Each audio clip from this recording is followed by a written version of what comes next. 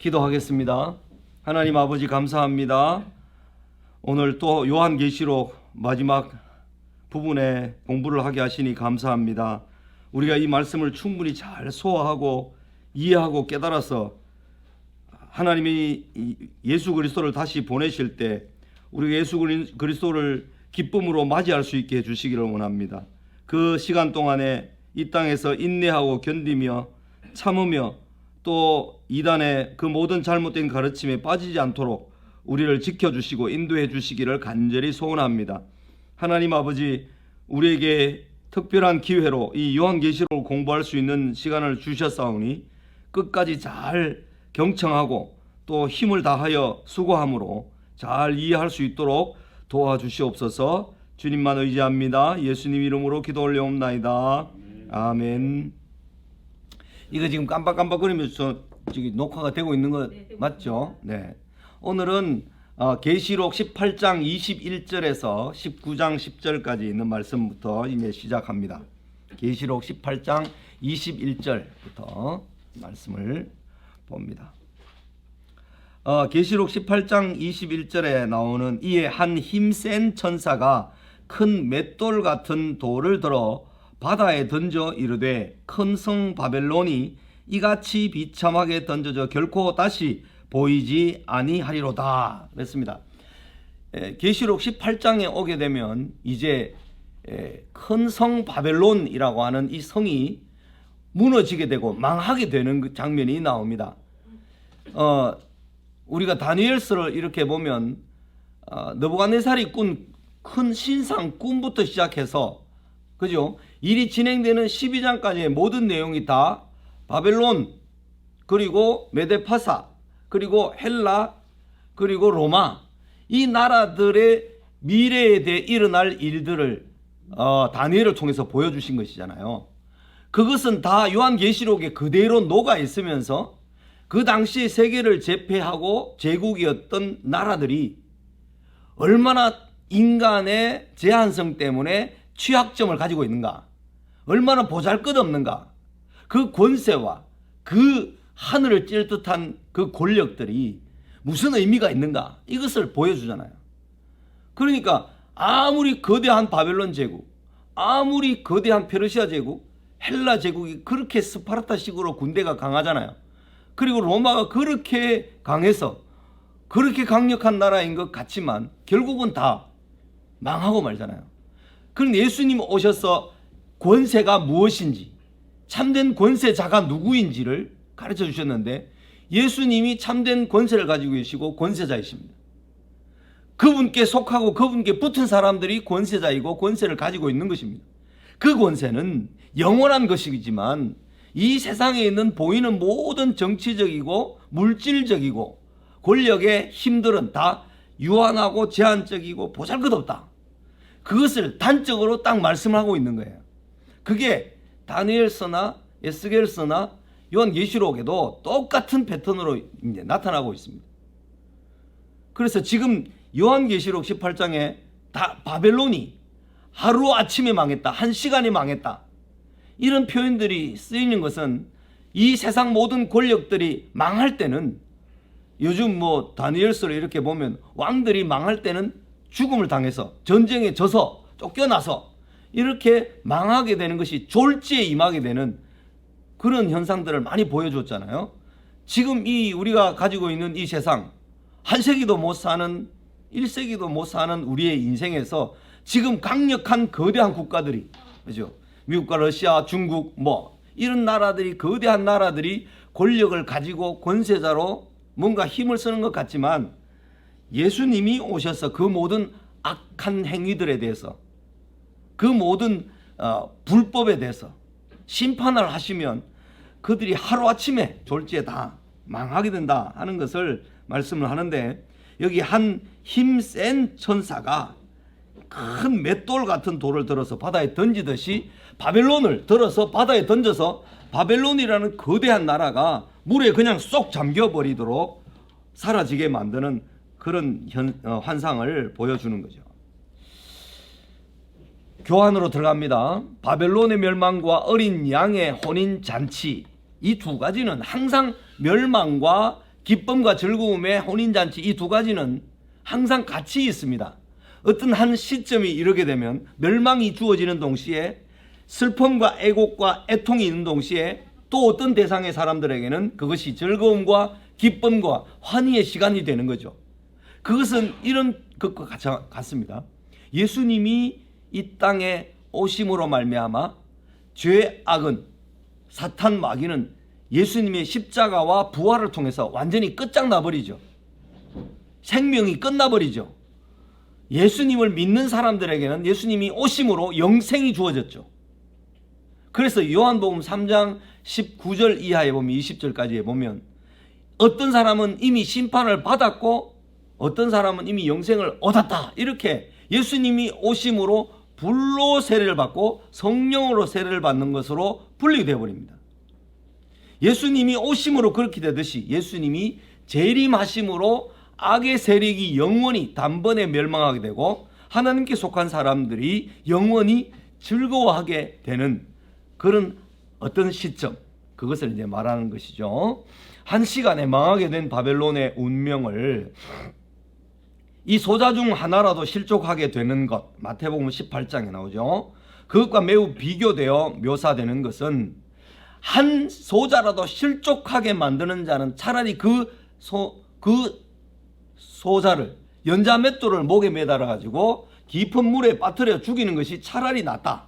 그 영혼을 멸망하게 하는 것보다 그게 낫다, 이렇게 말하듯이 예수 믿는 사람들이 육체는 죽어도 그 영혼이 사는 것이 더 중요하다는 의미를 우리에게 가르쳐 줍니다. 바벨론 같은 거대한 나라가 거기에 연결되어 있는 정치적인 모든 결탁을 해서 경제적인 부를 누리던 그것이 좋으냐, 아니면 경제적인 부보다도 여호와 하나님을 경외함으로 사는 삶이 더 좋은 것인가, 이것을 이제 대조하면서 비교하는 것이 마태복음 18장에 나오는 소자 하나라도 실족하게 하지 말라 하는 말씀과 관련이 있다는 거죠. 그것은 18장 13절에 종들과 사람의 영혼들까지 이 바벨론이 팔아먹고 사고 그렇게 했다는 거죠. 그 상품으로 팔았던 바벨론과 그에 결탁한 상인들이 받을 심판이 서로 통하는 면이 있기 때문일 것입니다. 하나님은 하나님의 백성들을 최종적으로 모으시는 행위를 말할 때 혼인잔치에 그의 백성들을 부르신다, 그렇게 표현하셨습니다. 그것은 구약에서도 예언되었습니다. 이사야 61장 10절에도 똑같은 비유로 예언되었습니다. 예수님은 10명의 처녀가 신랑을 맞이하기 위하여 깨어 준비하라는 비유를 말씀하셨습니다. 마태복음 25장에서. 그래서 바벨론의 이 세상 권력과 권세가 멸망하는 것과 예수님이 영원한 통치로 그에 속한 백성들에게 영광과 기쁨을 주는 것은 동시간대에 일어나는 일이다, 같은 시간의 다른 면이다, 이렇게 말할 수 있습니다. 큰 성 바벨론의 멸망에서 힘센 천사는 구속의 계획과 관련하여서 그리스도의 고난에 관한 커다란 두루마리에 연관됩니다. 예수님의 구원 사역, 여기에 관련되어 있는 책과 관련되어 있는 것이 힘센 천사란 의미로 이제 비유된다면, 구속 계획의 한 부분으로서의 교회의 고난을 담고 있는 작은 책, 이것이 이제 이 힘센 천사가 가지고 있는 구속 계획입니다. 두 책의 법령적인 내용을 완성을 합니다. 힘센 천사가 21절에 비참하게 라는 표현이 그것과 함께 결코 뭐뭐 아니하고 라는 표현이 제가 이거 쓸 때 잘못 쓴 것 같아요. 6번입니다. 6번. 5번이 아니라 결코 뭐뭐 하지 아니하고, 이 표현들이 21절부터 보면 비참하게 던져져 결코 다시 보이지 아니하리로다. 검은 고 타는 자와 풍류하는 자와 퉁소 부는 자와 나팔 부는 자들의 소리가 결코 다시 내 안에서 들리지 아니하리라. 어떠한 생업자든지 결코 다시 내 안에서 보이지 아니하고, 또 맷돌 소리가 결코 다시 내 안에서 들리지 아니하고, 등불빛이 결코 다시 내 안에서 비치지 아니하고, 신랑과 신부의 음성이 결코 다시 내 안에서 들리지 아니하리로다. 너희 상인들은 땅의 왕족들이라. 내 복술로 말미암아 만국이 미혹되었도다. 그렇게 말하고 있습니다. 이 결코 아니한다라는 이 표현은요, 20장 7절에서부터 10절까지도 나옵니다. 그 말은 큰 성 바벨론이 상징하는 사탄의 세력이 완전히 몰락할 것을 예고하는 표현입니다. 바벨론을 상대로 하여 돈을 벌었던 사람들은 왕족들이었습니다. 무역을 통해 그들은 큰 부를 일으켰고 그로 인한 사치가 극에 달했습니다. 자기를 영화롭게 하는 일에 몰두함으로 귀족들이 가난한 백성을 돌보지 않았고 그들은 바벨론의 우상들을 하나님처럼 섬겼습니다. 바벨론의 복술, 바벨론의 그 미혹하게 하는 마술 같은 것이 마귀가 온 세상의 왕들을 미혹하여 지극히 교만하게 만든 행위를 말합니다. 에스겔 28장 5절 9절에서 그것이 그대로 언급되어서 나옵니다. 이 에스겔서 28장에는 여기에는 지금 바벨론 이야기가 나오지만 에스겔서에는 아수르가 미혹하게 하고 사람들을 마술로 사람들을 미혹했다. 그런 내용이 나옵니다. 각 나라들의 권세를 미혹한 것뿐만 아니라 선지자들과 성도들과 땅 위에서 죽임을 당한 모든 자의 피가 그 성중에서 발견되었다는 것은 성도들이 당한 핍박이 얼마나 컸었는지를 가늠케 해줍니다. 이것은 요즘 아침마다 다니엘서를 통해서 안티오쿠스 4세 에피파네스, 이 사람이 얼마나 많은 사람을 죽였는지, 그리고 로마의 폼페이우스, 내일 아침에 말씀에 폼페이우스와 로마의 아우구스투스, 이런 사람들이 성전을 짓밟으면서 이 얼마나 유대인들을 많이 괴롭히고 죽였는가. 이런 내용들을, 역사적인 내용들을 통해서 다니엘이 예언한 것이 여기에도 그대로 인용되어서 표현됩니다. 큰 성 바벨론이 멸망합니다. 두 번째로 하나님을 찬송하라. 이 내용은 19장 1절에서 5절까지에 나오는 내용입니다. 하늘에 허다한 무리의 큰 음성, 19장 1절이죠. 19장 4절에는 장로와 내 성읍, 그리고 7장 9절로 가서 각 나라의 족속과 백성과 방언에서 아무도 능히 실 수 없는 큰 무리, 그렇죠? 14만 4천이라고 일컫는 그 무리죠. 하나님의 종들 곧 그를 경외하는 너희들아 물론 대소하고 다 포함하는 거죠. 그 다음에 6절에 보면 허다한 무리의 음성, 그 다음에 6절에 보면 많은 물소리, 큰 뇌성, 이 같은 소리들이 하나님을 찬양합니다. 이것은 일곱 나팔을 통해서 성도들에게 상이 선언되고 원수들에게는 멸망이 선언된다는 이중 주제로 이미 다루어졌던 내용입니다. 11장에서 14장에서 불과 성령으로 세례를 받는다. 심판으로, 어떤 사람들에게는 상으로, 어떤 사람에게는 슬픔으로, 어떤 사람에게는 기쁨으로 다가오게 되는 순간이 있다는 것입니다. 찬송하는 이유는, 이 찬송이 요한계시록에서 여러 군데에서 7장에도 나오고 14장에도 나오고 4장 5장에도 나오고 여러 곳에서 막 찬양하는 내용이 많이 반복됩니다.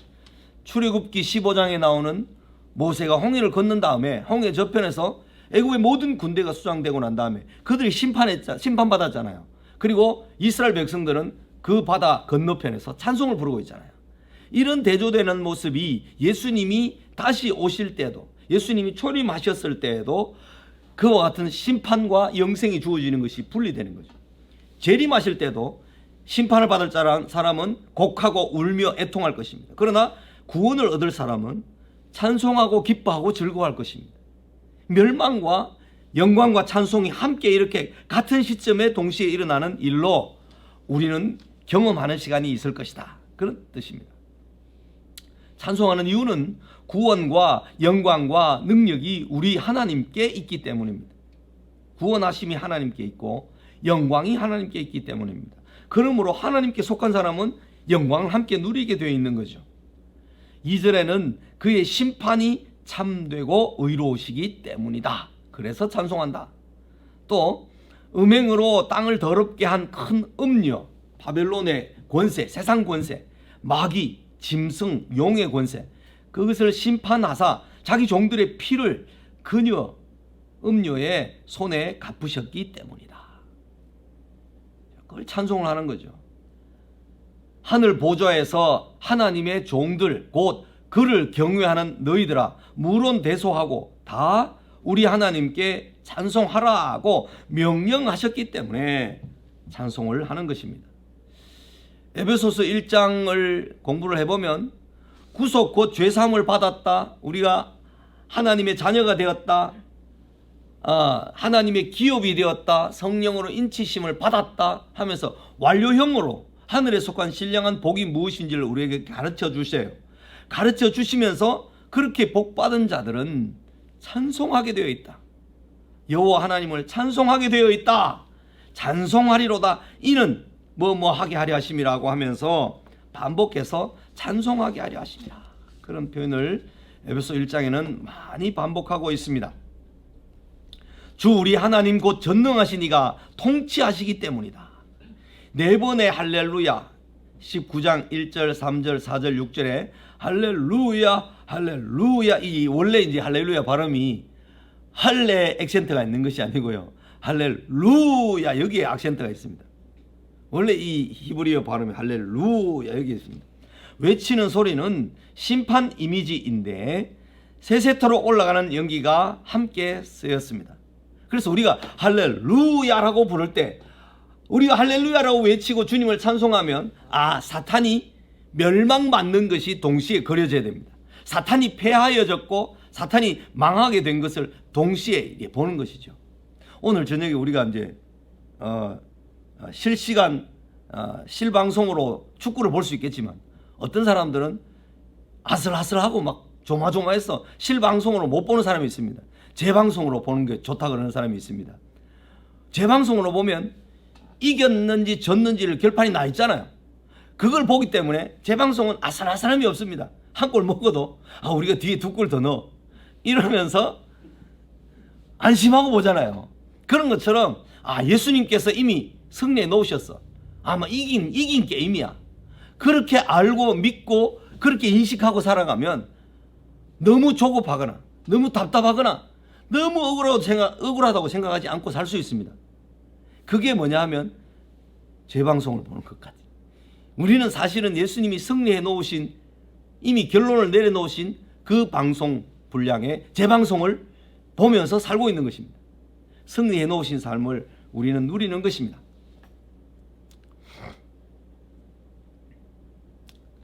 연기가 함께 쓰였다. 할렐루야 할 때 연기가 함께 쓰였다. 아주 독특하죠. 그것이 심판받는 자의 굴욕이라면 그들로부터 고난과 핍박을 받았던 성도들은 하나님의 보응하심을 기뻐하며 할렐루야를 부르는 것입니다.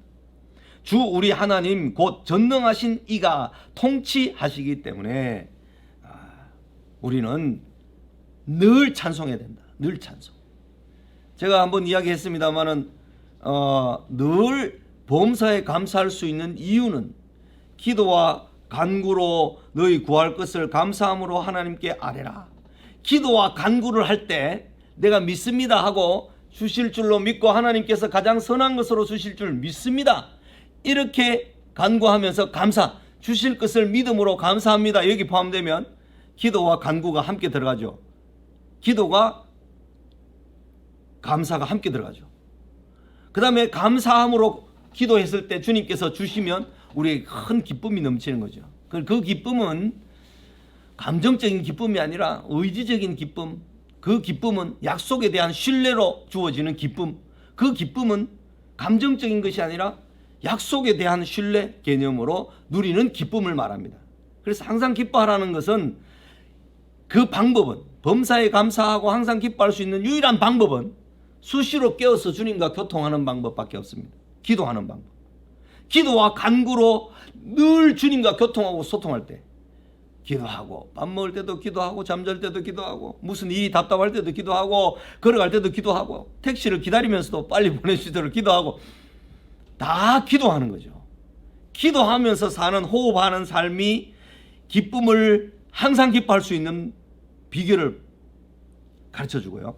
항상 감사할 수 있는 방법을 가져다 주는 것입니다. 이것이 항상 기뻐하라, 쉬지 말고 기도하라, 범사에 감사하라, 이것이 너희를 향하신 하나님의 뜻이다 라고 말씀하신 그 이유입니다. 의미입니다. 어린 양의 혼인잔치가 이어집니다. 6절에서 10절까지. 세상 권세를 상징하는 바벨론이 우리 그 장절 구분에는 18장 21절이 18장에 들어가 있지만, 원래 이 문맥상을 보면 18장 21절부터 19장 1절이 되어서 19장 10절까지가 한 문맥이 되어 있으면 사탄이 멸망받는 것과 성도가 구원받는 것이 동시적인 장면이다 하는 것을 충분히 더 잘 드러냈을 텐데, 19장 1절 여기 위치해 있습니다. 어쨌든 6절부터 10절까지는 어린 양의 혼인 잔치가 나옵니다. 세상 권세를 상징하는 바벨론이 존재하는 동안 신부는 혼인을 준비해야만 했습니다. 교회가 주님의 재림을 준비하는 것처럼요. 흰 옷은 그리스도께서 입혀주신 것이기 때문에 우리가 즐거워하고 크게 기뻐하며 그에게 영광을 돌려야 마땅하죠. 그런데 그것은 그의 아내인 성도가 자신을 준비한 것임과 동시에 하나님께서 옳은 행실로 끝까지 믿음을 지킨 그 성도들에게 입도록 허락하신 것이다. 이 두 가지 말씀은 무슨 의미냐 하면, 하나님께서 우리에게 입혀주시고 입도록 하신 것이고 입도록 자격과 권세를 주신 것인데, 성도들 또한 그 흰옷을 입도록 애쓰고 힘쓰고 노력하는 삶을 살아야 된다 이것입니다. 그 두 가지가 교리적으로나 신학적으로나 본문의 성경신학적인 문맥으로나 볼 때 이 두 가지는 같이 있는 것입니다. 하나님 입혀주신다고 내가 아무런 힘쓰는 것도 없이, 내가 아무런 노력하는 것도 없이 그냥 나는 주님께서 다 은혜로 다 해주셔 이러면서 성경 보는 일도, 기도하는 일도, 교회 예배 참석하는 일도, 찬송 부르는 힘쓰지 않고 그냥 내버려 놓고 있으면요, 이제 페이드 아웃이 됩니다. 페이드 아웃. 페이드 아웃이 뭡니까? 영화 끝장면이 싹 희미해지면서 그냥 사라지는 거, 이런 형태로 되고 마는데, 옷을 입혀주시는 하나님의 은혜에 기뻐하면서 내가 스스로 그 의롭고 그 깨끗하고 흰 옷을 입도록 힘쓰고 애써야 된다는 거죠. 그 흰 옷은 세상에서의 신실한 행위와 신실한 삶에서 나오는 최후의 상과 동일시됩니다. 하나님이 우리에게 흰 옷을 입혀주셨기 때문에 반드시 상을 받을 것이고, 또 우리가 흰 옷을 입으려고 끊임없이 옷을 빨고 흰 옷을 입으려고 애를 쓰고 선한 일을 힘쓰고 그렇게 함으로 우리는 또한 보상을 받을 것입니다. 내가 행한 공로 때문에 받는 보상이 아니라 주님의 은혜로 말미암아 받는 상이며 보상입니다. 그 은혜를 받는 사람들이 이 땅에서 나는 아무 일도 안 하고 놀다가 주님 앞에 가서 하나님의 은혜가 이런 것이군요, 나는 아무것도 안 했는데 이 은혜를 주시나요 하면서 그때 은혜를 크게 누리려고 이 땅에서 아무것도 안 하려다, 이렇게 말하면 아주 엉덩이에 뿔난 사람이죠. 못된 사람이죠. 그것은 하나님의 뜻을 잘 알지 못하는 사람의 생각이고 행동인 것입니다. 천사는 어린 양의 혼인잔치에 청함을 받은 자들은 복이 있도다 하고 했습니다. 이것은 하나님의 참되신 말씀이라 그랬습니다. 어제 아침에 참된 것과 헛된 것, 그것을 그 말씀방에다 좀 올려놨는데, 무엇이 참된 것이냐? 가브리엘 천사나 또 인자 되신 이가 다니엘에게 전달해 주는 말씀이 참된 것이고, 세상에 있는 권세들은 뭐뭐를 도모했으나 그러나, 그죠? 할 것이나 그러나 이렇게 될 것이다, 망하게 될 것이다. 뭐뭐 하지만 그러나 이렇게 망하게 되는, 순식간에 금방 망한다는 것이 계속 반복됐습니다. 다니엘 10장 계속 그게 반복됩니다. 11장에서도 그 이야기는 결국 무엇이냐 하면, 참된 것과 헛된 것, 어찌하여 민족들이 허사를 경영하고 민족들이 분노하는가. 시편 2편에는 그 민족들이 허사를 경영하고 예수 그리스도가 참된 분이고 아들의 입맞추라 하는 말씀이 시편 2편의 말씀이거든요.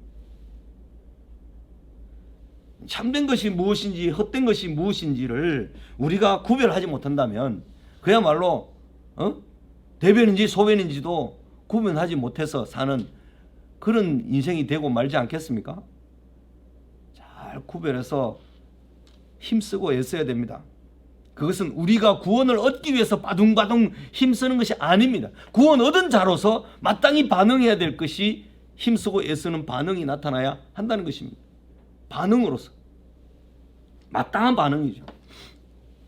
여기에서 혼인잔치의 청함을 받은 자들은 하나님께 택함을 받은 자들입니다. 부르심을 받은 자들입니다. 그 택하심을 받은 자들로 언급되었습니다. 17장 14절에 보면 부르심을 받았다면 택하심을 받은 것이다. 택하심을 받으면 반드시 부르심을 받을 것이다. 이렇게 언급됩니다. 19장 7절 8절에서 공동체인 교회로서의 신부가 어린 양과 혼인하기도 하지만 9절에서는 19장 9절에서는 그리스도인 개개인들이 혼인잔치에 참여한 자들로 묘사됩니다. 우리 아버지가 목사기 때문에, 나는 유대인이기 때문에, 나는 교인의 집에서 태어났기 때문에 자동으로 저절로 이렇게 신분이 되는 것이 아니고, 공동체 교회로서의 신부도 있지만 그리스도인 개개인들이 혼인잔치에 신부로 참여한다는 것입니다. 성령 받은 자가 증언자이며 예언자적인 사람들임을 알려줍니다. 우리가 바벨론에 속한 사람들이 아닌 확실한 증거는 생명을 위협하는 권세에 복종하지 않고, 그죠? 경제적인 것 때문에 내가 가지고 있는 진리, 참된 것을 포기하고 그 우상과 음녀와 경제적인 것에 만족을 주는 그 우상에게 타협하고 결탁해버리지 말라는 거죠. 하지 않고 하나님의 뜻에 복종하는 것이 옳은 일입니다. 참된 것이죠. 불탈 것을 부러워하지 말고 영원한 것을 위해 기꺼이 고난을 받으라고 우리에게 모든 성경에서 가르쳐 줍니다.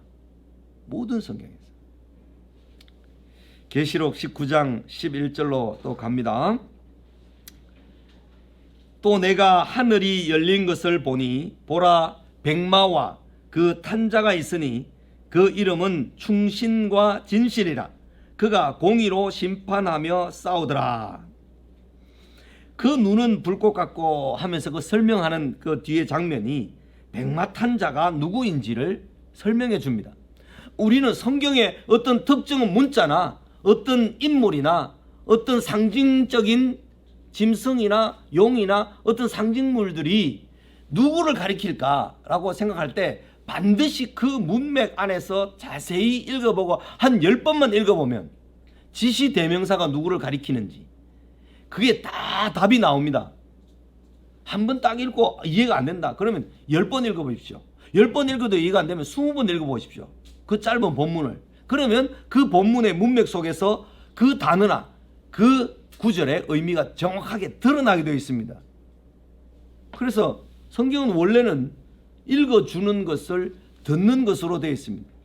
내가 10번 읽어도 이해가 안 되면 소리 내서 차근차근 읽어보십시오. 그러면 훨씬 더 잘 이해되고 외워지기도 더 잘합니다. 그것은 이 글은 눈으로 읽는 것이라기보다 말로 반복해서 읽을 때 이 말이 발음되어 나오는 과정에서 의미가 되새겨지고 다시 의미가 들어가고 해서 훨씬 더 풍부하게 이해를 할 수 있게 해준다는 거죠. 그래서 옛날 사람들은 글을 읽기를 하잖아요. 글을 읽기. 왜 글을 읽는가 하면 옛날 사람들은 사서삼경 뭐 이런 것들을 10,000번씩 20,000번씩 읽어서 그 말씀이 자기화 돼버린 거죠. 자기 속에 완전히 새겨지고 자기 속에 그게 언제든지 금방 그 속에서 저절로 튀어나오도록 운동선수들은 막 공이 오면 어떤 형태로 오든지 발로 잘 받아서 컨트롤해서 딱 차기 좋게 만들어 놓잖아요. 이런 습관들처럼 속에 하나님 말씀을 많이 장착하고 이해하고 깨달아 놓고 있으면 어떤 사건이나 현상이나 어려움 속에 그 말씀이 툭툭 나와야 되는 거죠. 우리는 축구 선수들 뭐 국가대표 선수들만큼이나 아니더라도 우리가 어떤 어려움을 당하고 장애물과 장벽에 탁 부딪히면 이 말씀 하면서 뭔가 떠올라야 되잖아요. 그래 떠오르는 게 정상이잖아요. 그렇게 돼야 되는데 우리는 하나님의 말씀은 일주일에 한 번 예배하는 시간만 있다면 이게 심각한 문제가 되는 거죠. 그죠? 아무리 뭐 어려운 일을 당해도 그 의미를 깨닫지 못하고 하나님께서 주시는 말씀도 없고, 그죠? 말씀이 없으니까 어떻게 가야 될지도 모르고 깜깜함만 있는 거죠. 그건 우리를 슬프게 합니다. 구원과 능력을 가지신 하나님께서 선지자와 성도들과 땅 위에서 죽임을 당한 모든 선지자들의 피를 흘린 바벨론을 심판하시는 것은 참되고 의롭습니다. 18장의 바벨론 멸망 이후에 19장의 혼인잔치에 이어 백마탄자가 나타나 하늘에 있는 군대들과 함께, 이 천사들의 군대죠, 짐승과 거짓 선지자들을 산채로 유황불 못에 던져 넣는 것을 요한에게 보여주셨습니다. 이런 장면은 다니엘서에서, 그죠?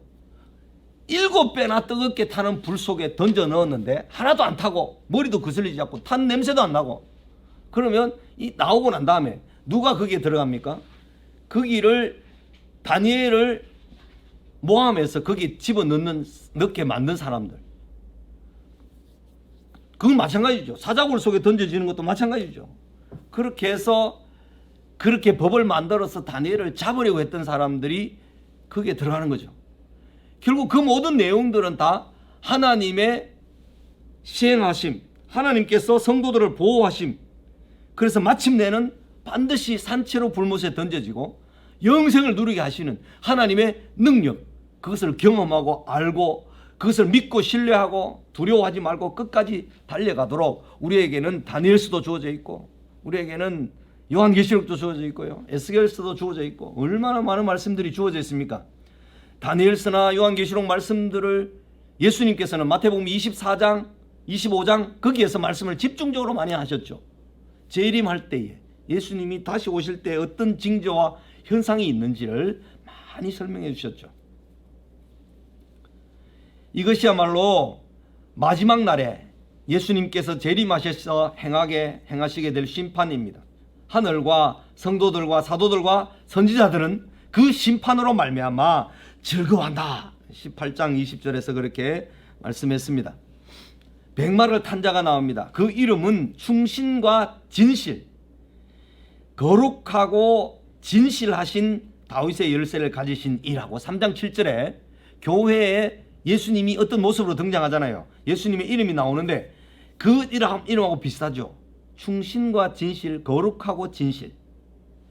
아멘이시오, 충성되고 참된 증인이시오, 하나님의 창조의 근본이시니로 언급되죠. 이게 아멘이라는 말은 신실하다, faithful하다는 거죠. 믿을만하다, 그리고 충성되다, 그런 말도 신실하다, 그런 의미죠. 참되다, 그죠? 진실하다, 이런 의미죠. 하나님의 창조의 근본이신 이가 여기에 19장 11절에 나옵니다. 하나님의 말씀 13절에 그것은 곧 태초에 계신 말씀이 육신이 되어 우리 가운데 나타나신 예수님이십니다. 하나님의 말씀 13절에 그가 피 뿌린 옷을 입었는데 그 이름은 하나님의 말씀이라, 로고스라. 태초에 말씀이 계시니라, 이 말씀이 하나님과 함께 계셨으니 이 말씀은 곧 하나님이시라. 이렇게 말씀할 때 그 말씀은 하나님과 함께 계신 예수 그리스도, 예수 그리스도께서 말씀이시며 로고스시며 예수 그리스도께서 곧 사건과 역사를 주관하시는 분이시다 하는 내용을 우리에게 설명해 주는 것입니다.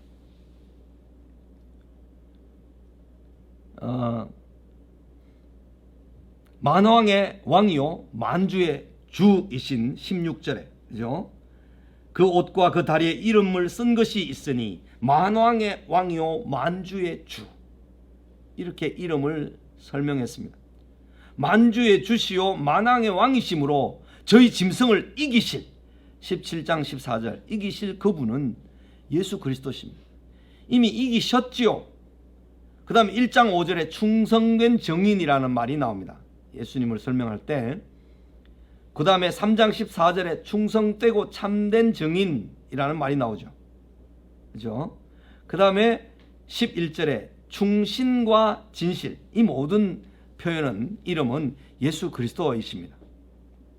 6장 2절에 나오는 백마를 탄 자와 그리스도의 허락에 의해서만 움직이는 재난을 내리는 악의 세력들의 한 부류일 뿐입니다.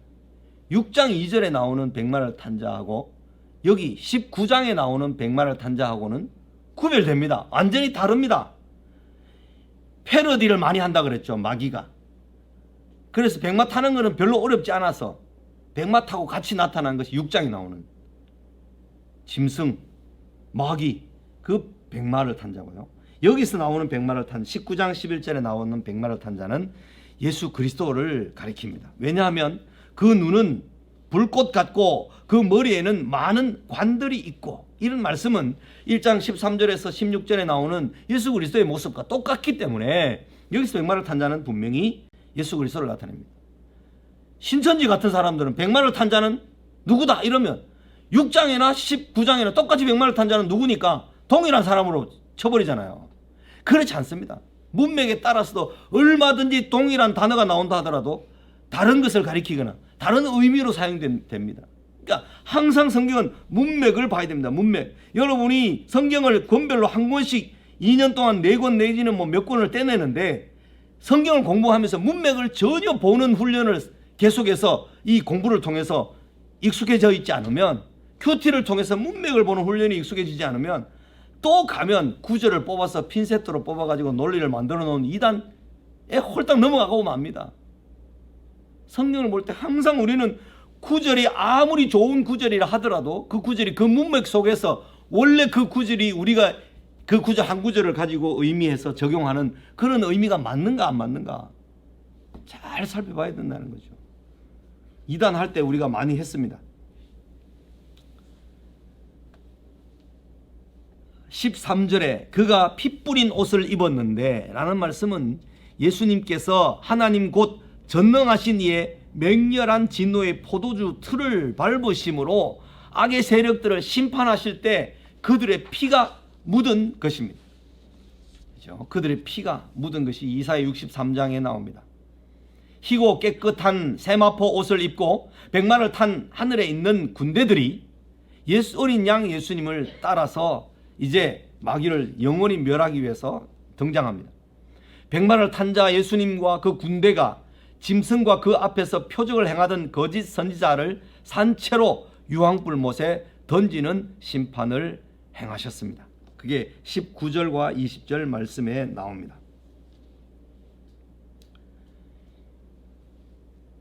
입에서 나오는 예리한 검이 그 다음에 나옵니다. 말탄 자는 공의로 심판하며 싸웁니다. 공의가 없으면 세상 누구라도 하나님이 심판하시는 것에 토를 달 수 없을 만큼 하나님의 심판은 공의롭고 참되고 의로우시도다. 그런 표현을 성경에서는 많이 쓰는데요. 이 말탄 자는 공의로 심판하여 싸우십니다. 그 짐승, 13장에 나오는 짐승과 땅의 임금들과 그들의 군대들이 모여 말탄 자와 그의 군대와 더불어 전쟁을 일으킵니다. 끊임없이 예수 그리스도와 예수 그리스도의 군대와 예수 그리스도를 따르는 그의 백성들과 전쟁을 하려고 끊임없이 전쟁을 일으키는 존재가 이 마귀입니다. 말탄 자의 가장 강력하고 결정적인 무기는 그의 입에서 나오는 예리한 검입니다. 이것은 15절과 21절에 나오는데 이 검은 싸울 때 쓰이는 긴 칼입니다. 베드로가 예수님이 6월절 만찬을 먹을 때 칼도 준비하라고 했을 때 단검, 그 짧은 칼을 말하는 것이 아니라 이것은 긴 칼입니다. 싸울 때 쓰는 긴 칼.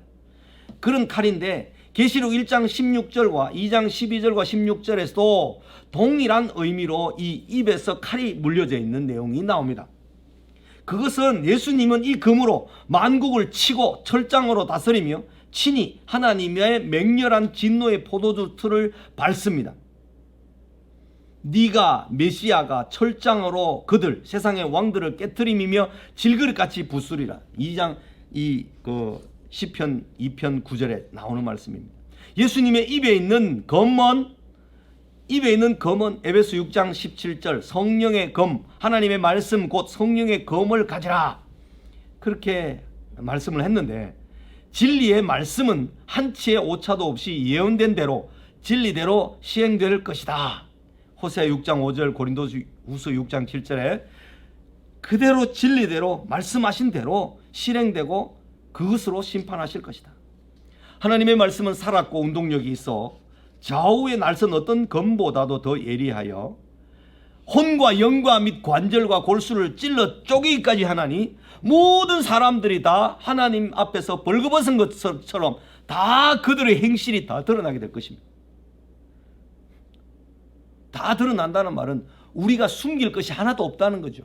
아무리 숨기려고 해도 다 드러난다는 거죠. 법정에 가면 검사들이 증거를 찾아가지고 이 사람은 이런 증거들 때문에 죄입니다 해가지고 사형에 처하고 무기징역에 처하고 20년 징역에 처하고 하는 그런 심판을 행하는 것처럼 하나님의 말씀에 의해서 모든 심판은 정교하뿐만 아니라 공의대로 진리대로 시행된다 하는 것을 가르쳐 줍니다. 하나님의 말씀의 능력을 과소평가하지 마십시오. 매일 아침 말씀으로 주님과 부지런히 교통하는 것이 우리의 힘입니다. 우리의 능력입니다. 여호와를 기뻐하라, 그것이 너희의 힘이다, 그렇게 말씀을 하셨습니다. 어떻게 여호와를 기뻐할 수 있습니까? 여호와를 기뻐하려면 주님과 교통을 해야 되죠. 주님을 알아야 되죠. 주님을 알려고 하면 하나님 말씀 앞으로 가지 않고는 주님을 알 재간이 없습니다.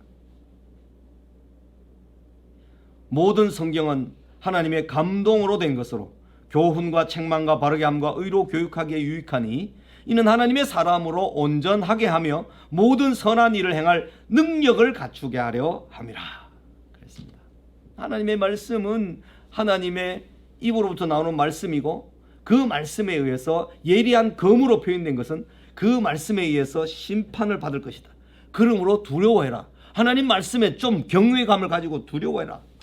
그것을 우리에게 매우 뚜렷하게 확실하게 시각적으로 보여주는 것입니다. 세 번째로 짐승과 거짓 선지자들의 비참한 멸망이 또 언급됩니다. 용과 짐승과 거짓 선지자가 싸우기 위해 땅의 왕들을 모은 절정의 전투는 그 결과를 예고하는 음산한 저녁 초대 17절 18절 음산한 저녁 초대로 시작됩니다. 한 천사가 태양 안에 서서 공중에 나는 모든 새들을 하나님의 큰 잔치에 초대합니다. 하나님의 큰 잔치, 새들을 초대해서 그 음녀들, 멸망자들, 세상 권세자들, 하나님을 대적한 그 모든 사람들을 죽이실 때 그들의 시체를 먹게 하려고 그 새들을 그 시체 먹는 잔치에 초대합니다. 동시에 하나님의 어린 양의 잔치에 초대될 사람이 하나님의 백성들로 하나님의 어린 양의 혼인잔치에 초대되는 이 두 가지 장면이 같이 이렇게 클로즈업돼서 설명이 됩니다. 이 겹쳐졌어요. 예수 그리스도의 심판을 받아 전쟁에서 죽임을 당한 왕들과 장군들과 장사들과 말들과 그것을 탄 자들과 자유인들과 종들과 작은 자나 큰 자 등 모든 자의 살을 먹기 위한 초대였습니다. 이것은 신명기 28장에서 너희가 내 말을 듣지 않을 때 너희가 이렇게 전쟁에 나가서 멸망하고 죽임을 당할 것이다. 공중에 새들이 와서 너희들을 밥으로 다 먹을 것이다. 에스겔 39장 17절에서 20절에도 그런 아수르 전쟁에서 멸망하게 될 그 이스라엘을 통해서 미래에 너희들이 하나님 말씀을 외면하고 떠나가면 그렇게 심판을 받게 될 것이다 말씀을 하십니다. 세상의 왕들이 예수 그리스도와 전쟁을 일으키다가 16장에 아마겟돈 전쟁이라고 나오죠. 그죠? 머깃도 언덕 거기에서 모이는 것인데 지금 다니엘서의 전투를 보면요.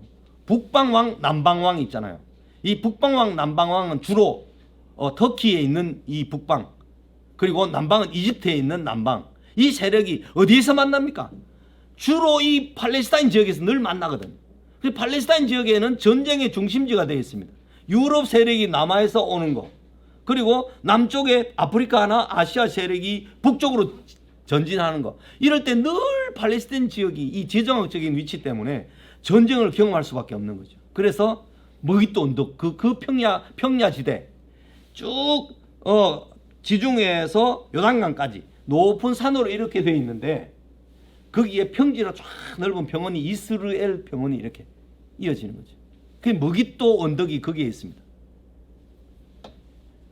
거기로 불러 모으게 될 것이다. 이제 그렇게 16장에서 나오죠. 짐승과 거짓 선지자가 함께 사로잡힙니다. 거짓 선지자, 오늘날 이단을 설파해서 자기의 유익을 취하는 이런 사람들 다 포함되죠. 하나님의 종들 중에도 거짓 선지자들이 있습니다. 사꾼들이 있습니다. 그죠? 사로잡힙니다. 누구와 함께? 짐승과 함께. 거짓 선지자는 짐승의 표를 받고 그의 우상에게 경배하던 자들을 표적으로 미혹하던 자입니다.